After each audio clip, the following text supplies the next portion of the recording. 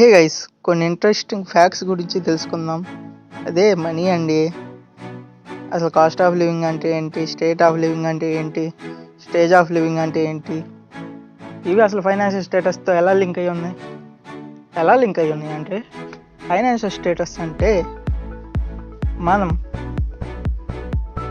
ఖర్చు చేసే దానిలో మిగిలిన డబ్బు అన్నట్టు. అంటే మనం నెలకి 50,000 సంపాదిస్తున్నాం అనుకోండి, ఆ సంపాదించిన దాంట్లో ఖర్చులు పోను మిగిలిన డబ్బులు మనం దాచుకుంటాం. అలా ఫైనాన్షియల్గా మనం ఇంకో నెలకి వాడుకుంటాం అన్నట్టు. అలా ఇది ఒక మిడిల్ క్లాస్ ఫైనాన్షియల్ స్టేటస్కి రిచ్ క్లాస్ ఫైనాన్షియల్ స్టేటస్కి చాలా తేడా ఉంటుంది. ఇప్పుడు ₹1,00,000 నెలకు సంపాదించేవాడు కారు కొంటే ఆశ్చర్యం లేదు. అలాగే ఒక మిడిల్ క్లాస్ అతను కారు కొన్నారంటే అది ఈఎంఐలో కట్టుకోవాలి, నెలకి ఈఎంఐ కట్టాలి వడ్డీతో పాటు. అలా జీవన విధానంలో మార్పు అనేది వస్తుంది. మీరు ఎంప్లాయ్ అయినా సరే, గవర్నమెంట్ ఎంప్లాయ్ అయినా లేదా సాఫ్ట్వేర్ ఎంప్లాయ్ అయినా సరే, దీని గురించి మీరు తెలిసి ఉండాలి. ఎందుకంటే ఇది చాలా కీ పాయింట్ అన్నమాట మనీ విషయంలో. ఫైనాన్షియల్ ఎడ్యుకేషన్ అనేది చాలా అవసరం ఇప్పుడున్న ప్రజెంట్ జనరేషన్లో. సో ఇది మీరు డీటెయిల్గా చూడండి. అసలు మనీ అనేది ఏమవుతుంది,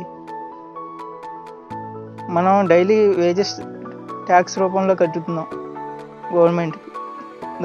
దాని ద్వారానే గవర్నమెంట్స్ అనేవి రన్ అవుతున్నాయి. అలాగే పెద్దవాళ్ళు అన్నట్టు డబ్బులు చెట్లు కాస్తాయా అంటే కాయవు కదా. ఇలా ఫైనాన్షియల్ స్టేటస్ అనేది డిఫరెంట్ టైప్స్గా విడదీయబడుతుంది. స్టేజ్ ఆఫ్ లివింగ్, ఏ స్టేజ్లో ఉన్నావు, రిచ్లో ఉన్నావా లేదా మిడిల్ క్లాస్లో ఉన్నావా. నెక్స్ట్ ఏంటంటే స్టేట్ ఆఫ్ లివింగ్ అంటే నువ్వు ఏ స్థితిలో ఉన్నావు. తర్వాత కాస్ట్ ఆఫ్ లివింగ్ అనేది ఇయర్కి మారుతూ ఉంటుంది. ఎందుకంటే కొనుగోలు చేసే వాళ్ళ సంఖ్య పెరిగినప్పుడు వస్తువు యొక్క ధర పెరుగుతుంది. కాబట్టి మనకు తెలియని ఇంకో విషయం ఏంటంటే మనం ఒక వస్తువు పైన ట్రాన్స్పోర్టేషన్ ఛార్జెస్ కూడా పే చేస్తాం, అది కూడా ట్యాక్స్ రూపంలో. Thank you for watching. బిగులు వీడియో ఎలా ఉందో కామెంట్ చేయ బిగులు.